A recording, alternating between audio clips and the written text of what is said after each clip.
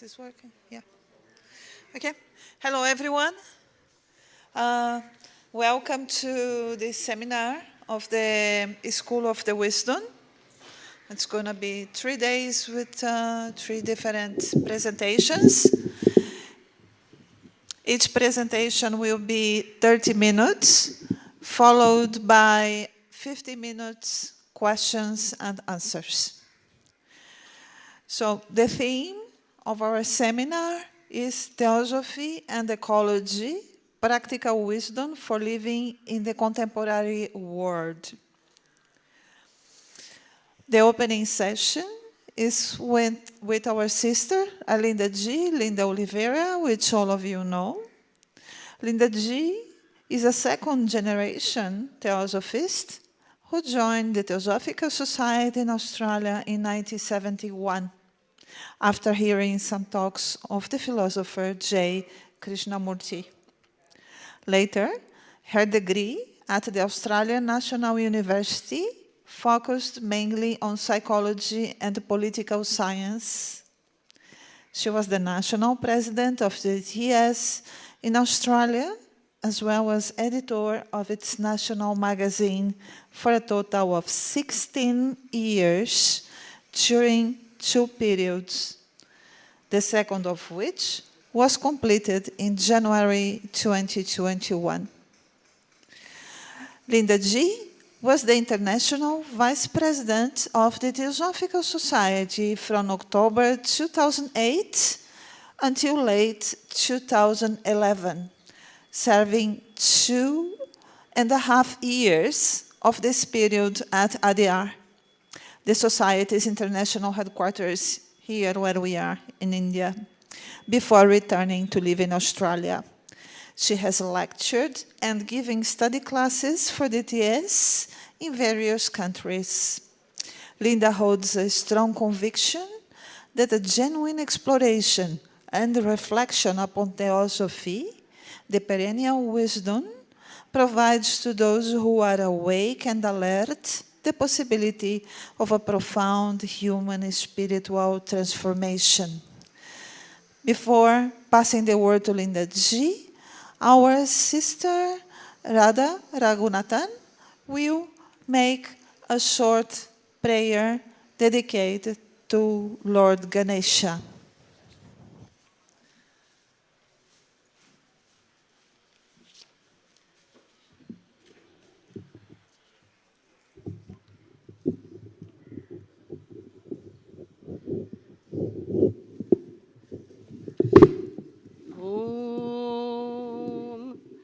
गजाननं भूतगणादिसेवितं कपित्तजम्बूफलसारभक्षितम् उमासुतं शोकविनाशकारणं Namami विघ्नेश्वरपादपङ्कजम्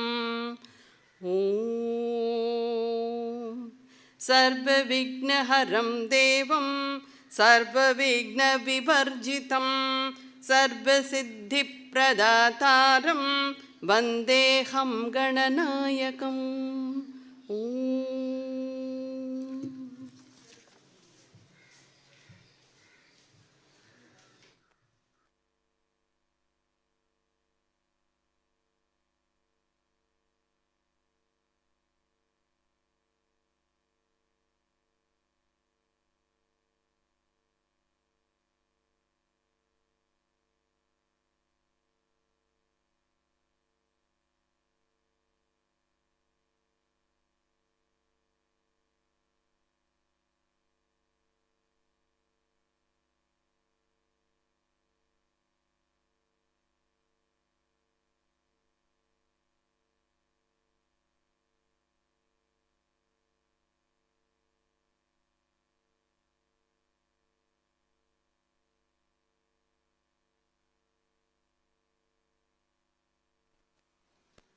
Can we have some, thank you.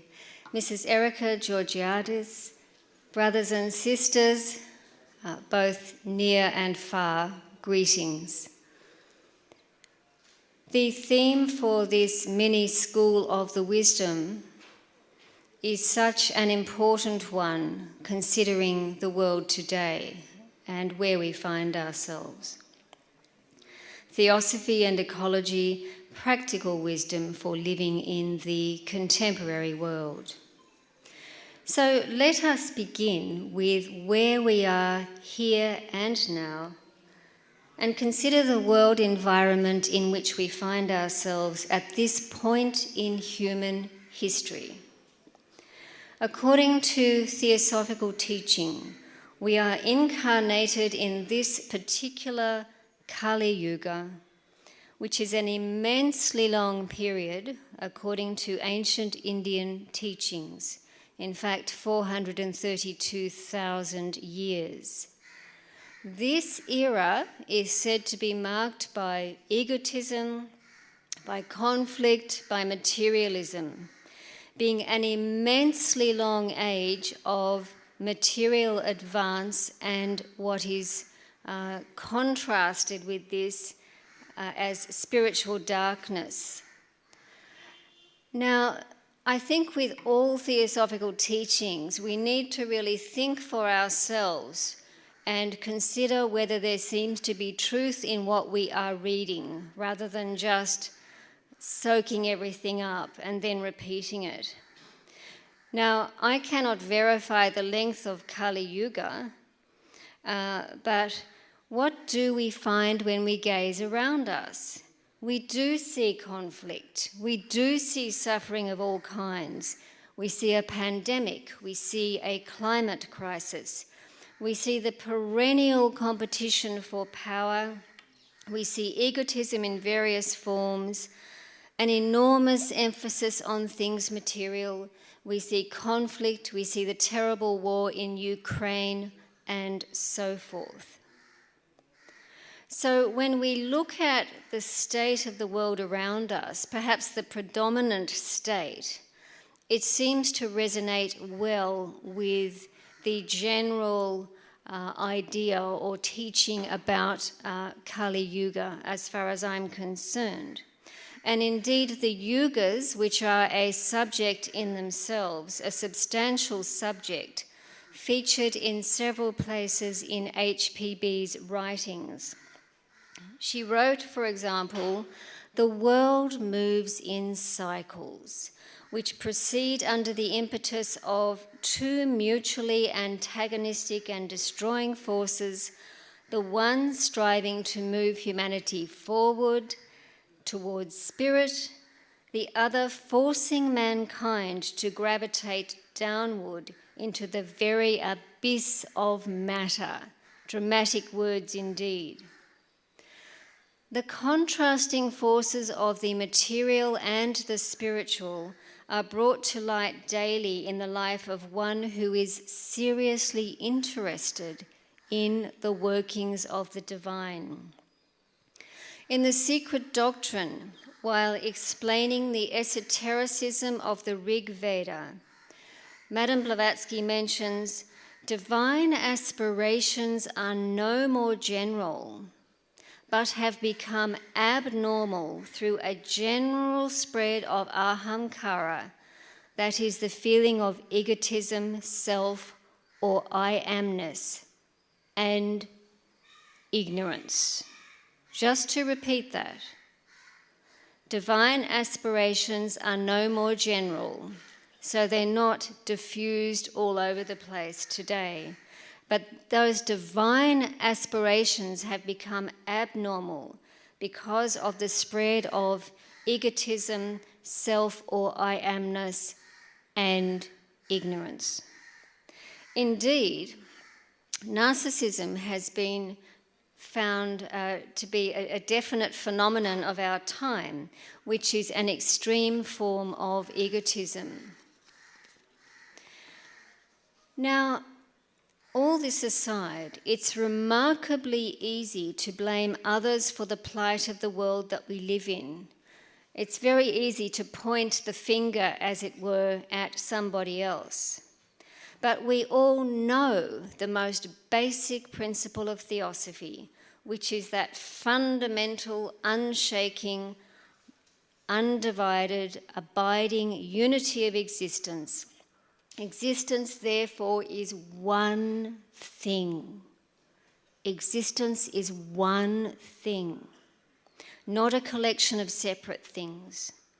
We are all aspects of and participants of this one life, even if we feel ourselves to be separate entities at times, and perhaps much of the time we do. This basic truth of our existence has large implications. For one thing, we all bear responsibility as individuals for the state of the world, both materially and spiritually.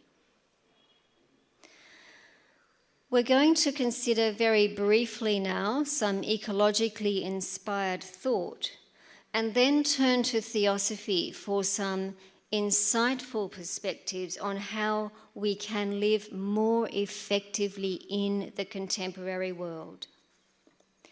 Ecology itself has been defined as the study of the interaction of people with their environment. So it's the interaction of us with our environment.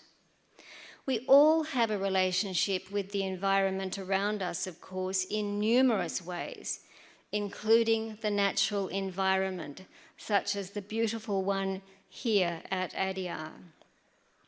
Various other related fields have emerged from ecology. For example, spiritual ecology is a relatively recent term that refers to the intersection between religion, spirituality, and environment. And its practitioners are said to fall into three categories. Firstly, the scientific and academic spiritual ecologists. Secondly, the category of spirit or religious environmentalism. And thirdly, religious and spiritual individuals who relate strongly to the environment. There's also much literature available in the field of spiritual ecology. I also want to make very brief mention here of eco-philosophy, which has been described as the philosophy of ecological harmony or equilibrium. The philosopher Dr. Henryk Skolimowski may be someone that some of you remember. He remarked that we need to change the whole structure of our consciousness. We need to change the whole structure of our consciousness, which is programmed towards manipulation and mechanistic thinking, resulting in an instrumental treatment of people and nature. That is, treating others and treating the nature around us as objects, not as expressions of the sacred. It does not give other people or nature their due place. For him, for Dr. Skolimowski, living more effectively in the world therefore demanded a complete metamorphosis of consciousness. Now, selfishness in its numerous manifestations has a causal relationship with treating the life around us in this instrumental fashion, using other lives as a means for our own advancement or for our pleasure. In contrast, the quality of the mind which emerges when consciousness thoroughly mutates has sometimes been called a pure mind. Dr. Skolimowski called it a reverential mind, which is a term that I find very attractive. A reverential mind. More on reverence a bit later on. Turning now to theosophy. Divine wisdom is not some kind of ultimate object which is outside of us, rather it lies within us waiting to be revealed in an ultimate sense. We can think of it as our ultimate state of being. All true wisdom is self-validating when it actually alters the quality of consciousness, when it improves our relationship with our inner and outer environment. Then wisdom is self-validating. And when it expresses itself daily in the way in which we live. Some may find themselves so caught up in the technical aspects of theosophical teachings that these occupy their minds above all. The teachings naturally have their place, of course. These are the important scaffolding upon which it is possible to gain an orderly and universal perspective on life at all levels. However, can the teachings change us through and through? Can the teachings change us? No. It is only we who can bring about meaningful change in ourselves. This requires careful attention and dedication, and a will to change by working on ourselves even in the very smallest of ways daily. Indeed, the commitment to a complete metamorphosis is the greatest human journey, the culmination of numerous incarnations, which demands that we infuse ourselves with certain qualities which are likely to work against many lifetimes of conditioning. There is, of course, a vast corpus of theosophical literature. So I thought to try to distill just 3 essential qualities which run through that literature and which could help us each to live more effectively in the contemporary world. And these are 1, unselfishness, 2, simplicity, and 3, reverence. Unselfishness is an antidote to egoism, to narcissism. It embraces so many other things, such as ahimsa as well, which in its purest form negates any conflict whatsoever. So we can see how unselfishness is a marvellous quality to develop during Kali Yuga. Secondly, simplicity helps us to become kinder to the planet, kinder to the other lives upon it, and it's an antidote to the excesses of consumerism. Thirdly, reverence.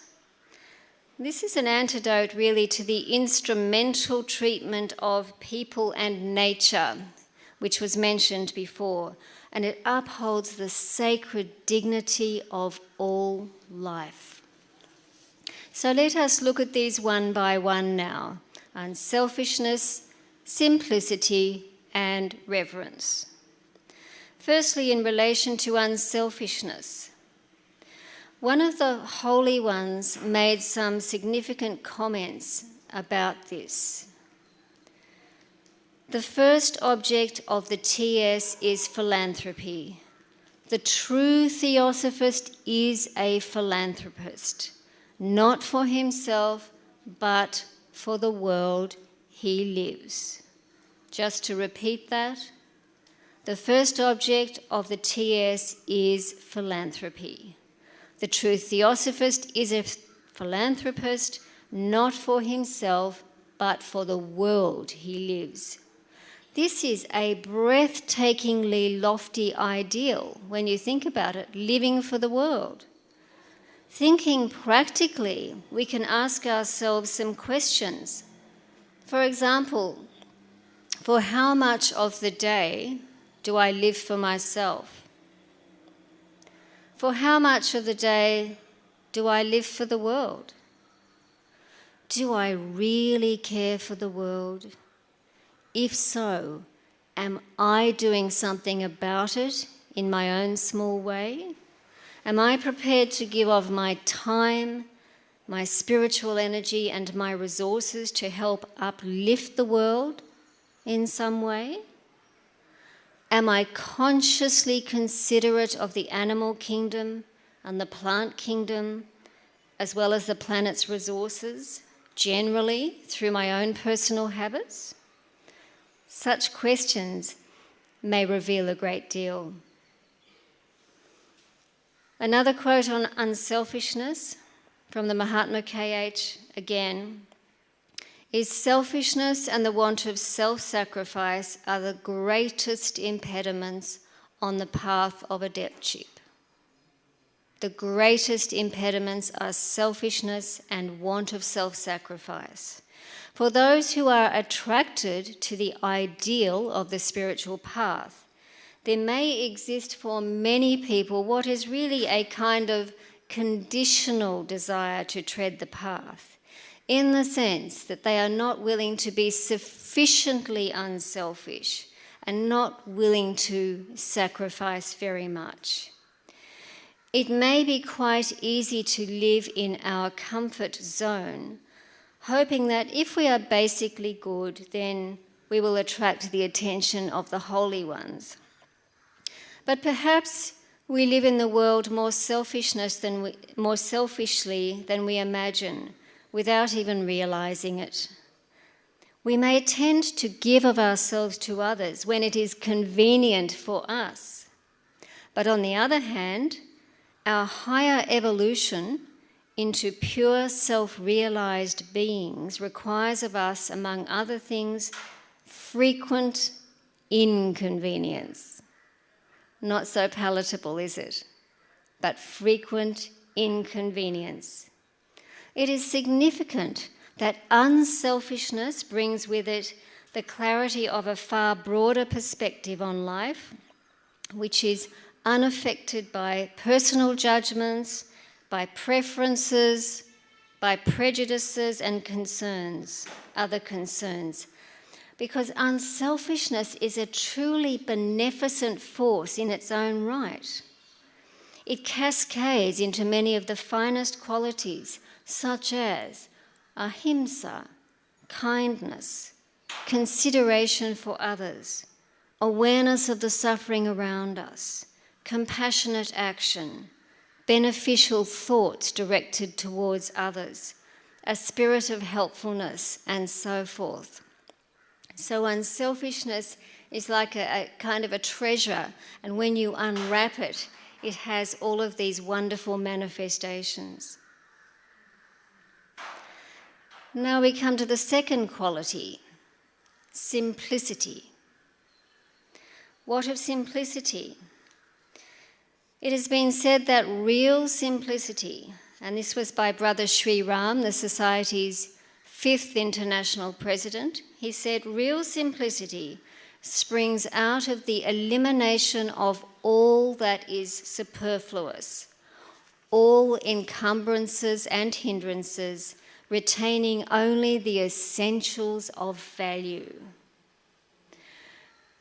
This morning, the 3 gems of theosophical literature were mentioned. And retaining those essentials which are of value brings to mind the first of the qualifications for the path which were brought to the world in that little gem at the feet of the Master. That is discrimination or viveka. We can understand this quality as spiritual discernment, which helps us to understand what is truly important in life and what is not. What is excessive and reasonable in terms of how we live every single day in a deeply materialistic world. Viveka also applies to what we choose to feed our minds in this age of global interconnection and large volumes of information. It's so obvious with the enormous amount of information that is around us and which we can choose to take in or not. It is there all the time. Viveka also applies to what we choose to feed our minds. And for example, this electronic communication and the large volumes of information today require from us a kind of filtration process, if you like, really, because we can become overwhelmed by too much information. So this modern technology generally, for example, needs to be used appropriately and should not replace the fullness of direct relationship. Direct relationship, not relationship which is mediated by some electronic gadget, for example. Wise discernment helps us to know what is good for our mind and what is not, what is truly essential for us in life and what is not. And this really comes down to what it is we really want more than anything else in life. That will determine what is really essential for us. Dr. Robert Elwood observed, the important thing is that one set up priorities based on the reality of the spiritual as well as the material side of nature. So priorities are key, which makes perfect sense. We each need to determine our own priorities. A discerning return to simplicity in many ways can help to arrest fragmentation. At a practical level, we may each have different ways of addressing this. Wants and needs vary between people and cultures. I once visited a small theosophical group. There was a lady there, and she was very proud to say that she had decided she didn't need her home, so she sold her home, she gave away all the proceeds to charity, and then she lived after that by house sitting, house minding for people. That was her choice. That was her priority in terms of simplifying her life. What one society regards as a need might be regarded as a luxury elsewhere, of course, too. And then we may reduce the number of our possessions, but this may not necessarily reveal a simple nature. Krishnaji once said, "Simplicity of the heart is of far greater importance and significance than simplicity of possessions. To be content with a few things is a relatively easy matter. To renounce comfort, to give up smoking and other habits does not indicate simplicity of heart." So that's something that's interesting to really give consideration to. He said that to put on a loincloth in a world that is taken up with clothes, comforts and distractions does not indicate a free being.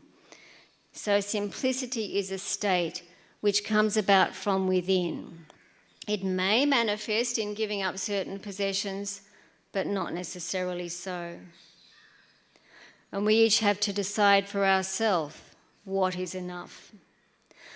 On the whole, the simpler we make our lives, the more energy we have for everything that we carry out, bringing to each task greater quality and attention. Simplicity also helps to make us calmer.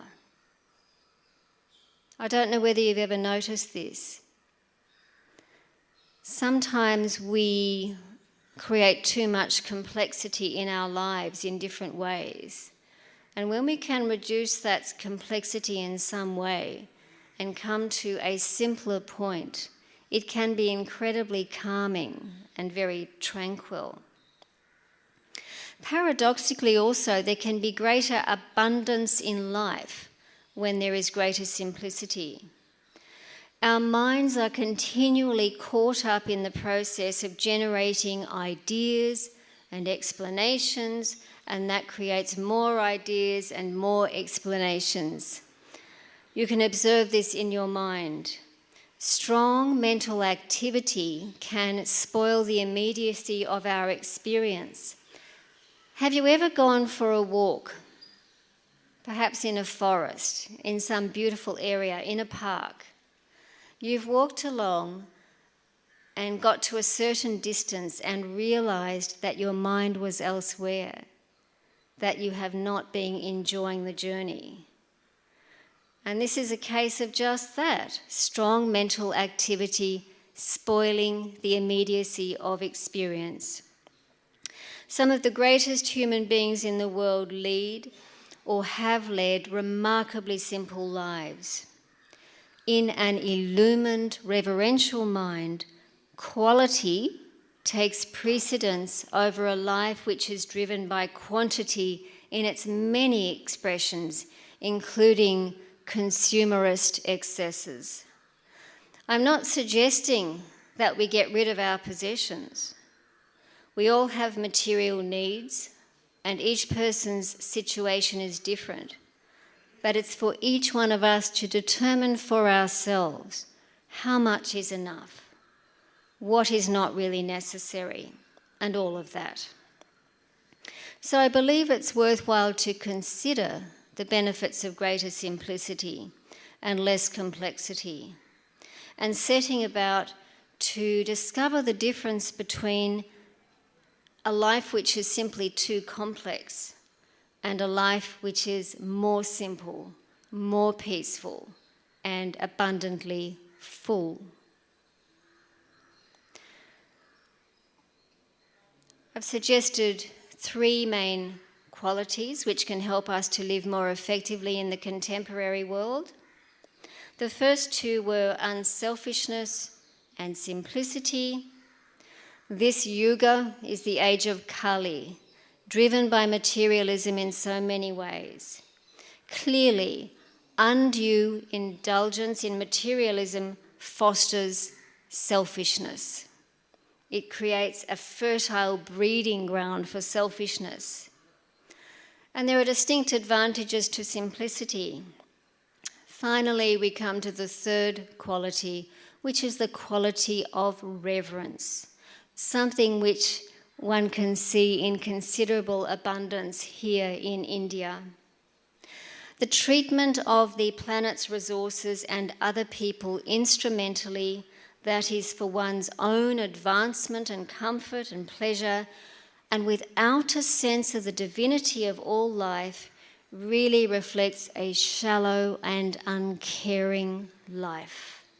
Taken to extremes, it leads to spiritual bankruptcy.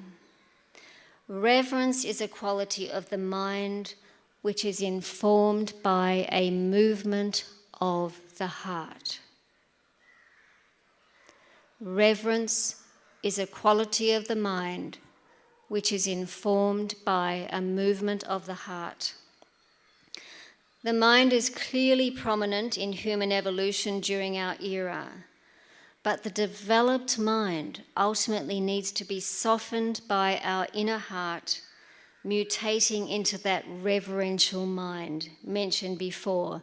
Otherwise, the mind hardens.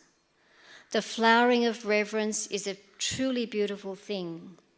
Such a mind venerates life and is infused with inner radiance. It would be less concerned with the complexities of self-centeredness and more concerned with other forms of life, really appreciating and feeling and sensing the sacred in the other. A fundamental principle in the tradition of Advaita Vedanta is Atman is Brahman. Atman, the highest or subtlest aspect of the human being, is also mysteriously rooted in Brahman or universal spirit.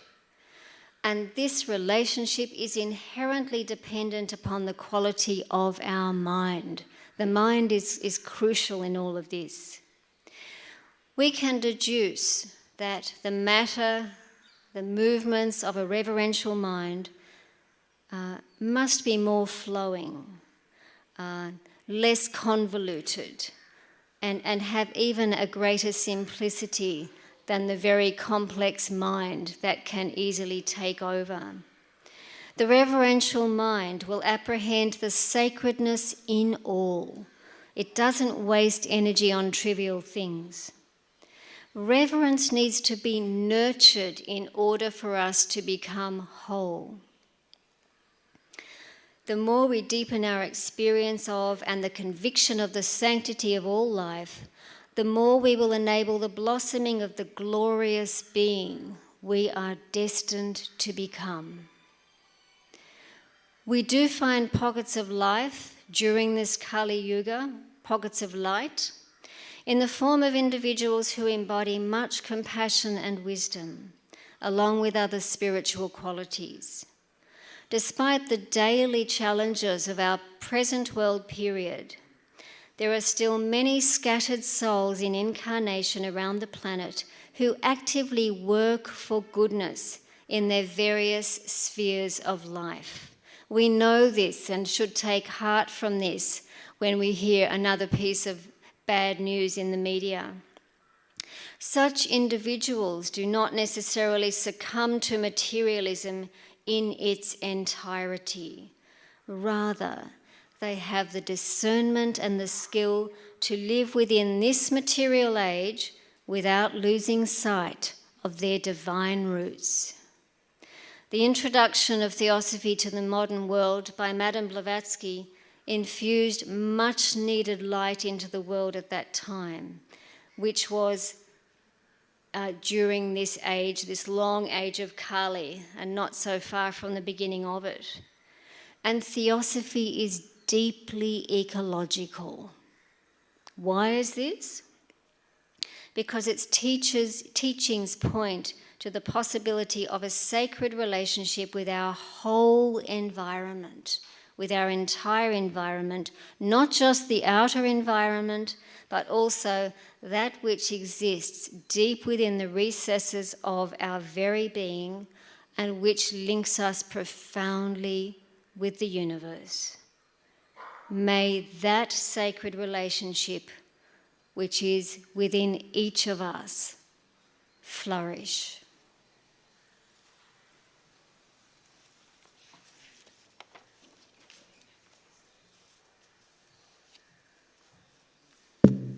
Thank you very much, Linda, for such a wonderful and very inspiring presentation, focusing on three qualities: unselfishness, simplicity, and reverence. Now we are opening for questions. We have time. If anyone would like to make any comment or question, please raise your hand and step up here to use the mic. And try to be brief.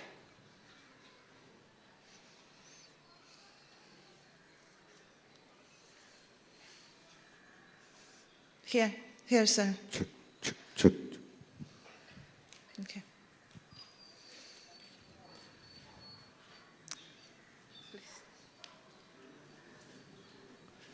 With due regard to all my brethren, just I like to know the Kali Yuga, which is in an evolutionary process, representing the material in abundance rather than the consciousness. So clearly, we have introduced a new word, and that is spiritualistic ecology. So the life between the spiritualist ecology and the materialistic ecology, they are in operation. There is an infight.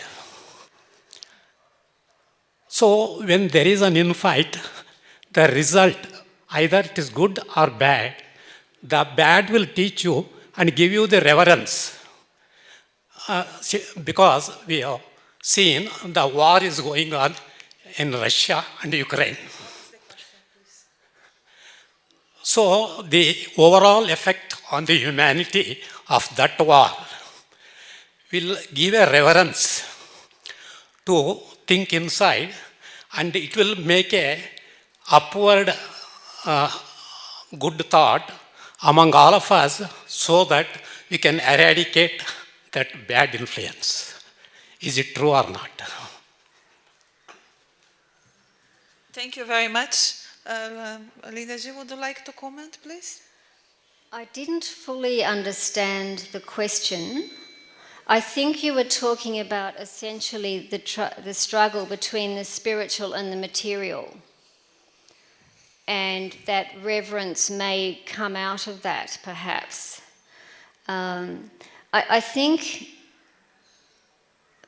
for any human being who becomes more aware of the fact that there is more to life than this spiritual world, and begins to have aspirations towards the divine.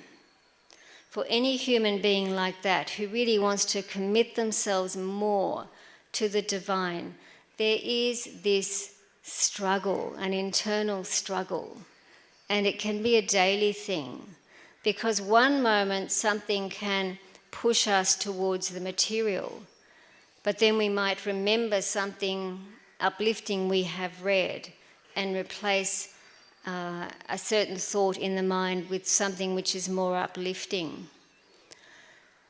It's difficult to know in a way where reverence comes from, but I think there's a sense within us all that there is more to life than what we see around us. And there's some kind of sense of our divinity. People chase this divinity in all sorts of different ways, and quite often ways which are inappropriate. And they may, for example, use drugs or go to various extremes. But I think it's important that we try to become more aware of that sacred presence within and nurture that in whatever way we can. Find, for example, some inspiring textbook which we can focus on and we can meditate on, because only we can do that work of changing ourselves. And when we begin to thin down that barrier within the mind, which is occupied with all sorts of things of a material nature, then it starts to allow an opening for the divine to enter our consciousness more. And then I think that reverential mind starts to really take hold increasingly. But we have to nurture that. We have to really create the conditions in which that reverential mind can flower. And this again comes back to, I suppose, very practical everyday life practices. For many people, regular meditation or prayer becomes a very important part of daily life. And this can help to really change the quality of the mind, because the mind can very quickly be drawn away from that after a period of meditation, after things during the day take hold. For humanity as a whole, when we think about the material as well, often it's only when there is some sort of cataclysm or crisis that really collective, meaningful change comes about. We look at the world's climate at the moment, for example. Somebody agrees with me over here. We look at the world's climate crisis now, and we see various nations starting to cooperate, because there is more of a collective sense of something which is to be protected. And I believe that collective sense is not just to help the material nature of the earth, but I think that there is this growing sense of unity which comes about when there is crisis. We find the same thing during periods of war, for example. It brings people together, or just general adversity. It brings people together in ways that we might not otherwise have imagined.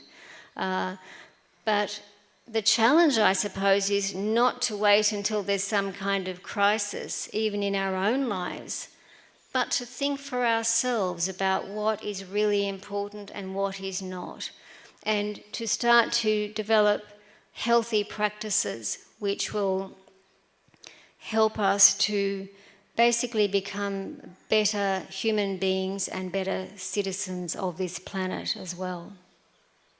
Thank you, Linda. Sorry? A roving microphone.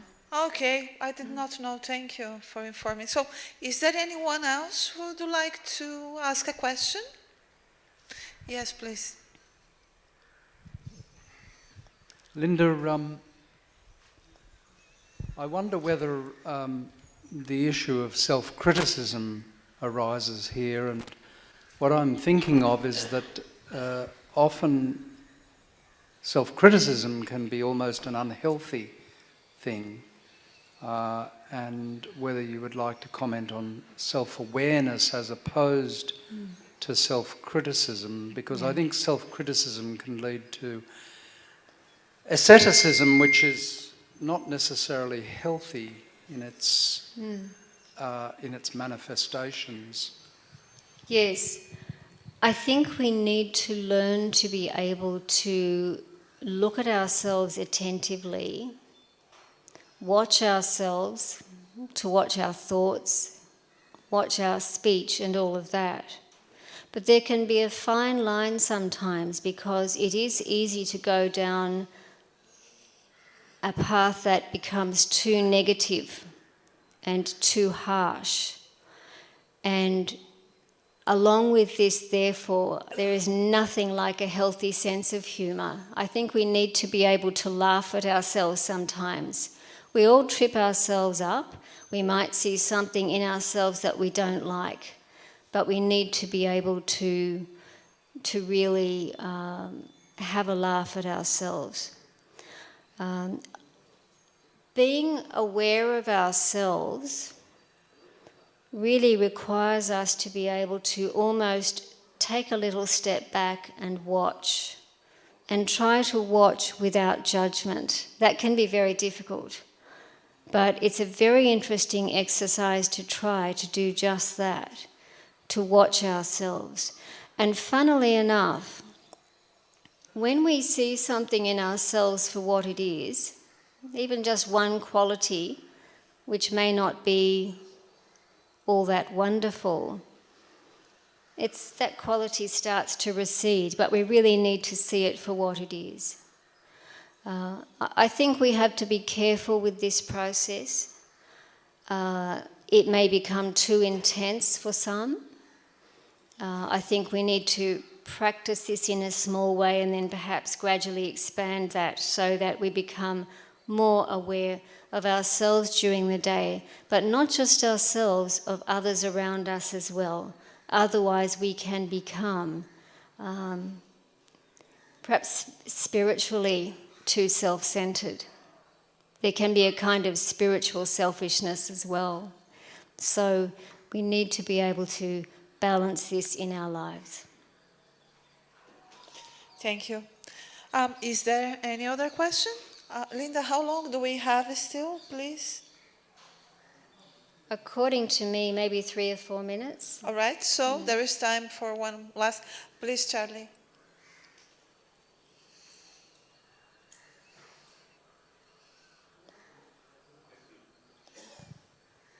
Thank you, Linda, for the presentation. Now, I heard you mention some examples of what you referred to as the I can't quite hear you, Charlie. Hello? Yes. That's better, yes. Thank you very much for the presentation, sister. Now, I heard you mention examples of what we refer to as simplicity in the material, as well as what is not simplicity in the heart. But could you provide us examples of what could be a manifestation of simplicity of the heart? Simplicity in the heart. In the heart, yes. Thank you. When one thinks of the heart, one thinks of love. And I think that the ultimate simplicity of the heart is a very, very pure form of love. I suppose there are different kinds of love. Some love is more limited. Sometimes it can complicate our lives. But ultimately, I think that simplicity of the heart is something which wants nothing for itself. This is the ultimate in the simplicity of the heart, but just gives itself in love to all around. Not so easy to attain, a very lofty ideal indeed. But I think it's something that's worthy of consideration. We often, I think, once selfishness is there, then the heart is not pure, you know. And often our love is combined with some kind of selfishness as well. But absolutely pure love is on a level of its own. It's quite extraordinary. It might be touched occasionally in deep meditation, but it's a different kind of simplicity. It's not just the simplicity of material possessions, and I think it very much relates to a greater order in the mind, a greater simplicity of mind as well, which is open to the divine. So that reverence is there, that reverential mind is there. And I think then simplicity of the heart has oxygen to breathe. Thank you very much, Linda G, for the truly wonderful presentation. Let us live today thinking of unselfishness, of living for the word of simplicity, viveka, discrimination, and of a reverence of mind, which in essence comes from our heart. Those are three essential qualities for us to help building a better world. So thank you very much. Tomorrow we will be back here again at the same time with our sister, Dr. Radha Raghunathan. Linda G, thank you so much for inspiring us and for such a wonderful presentation.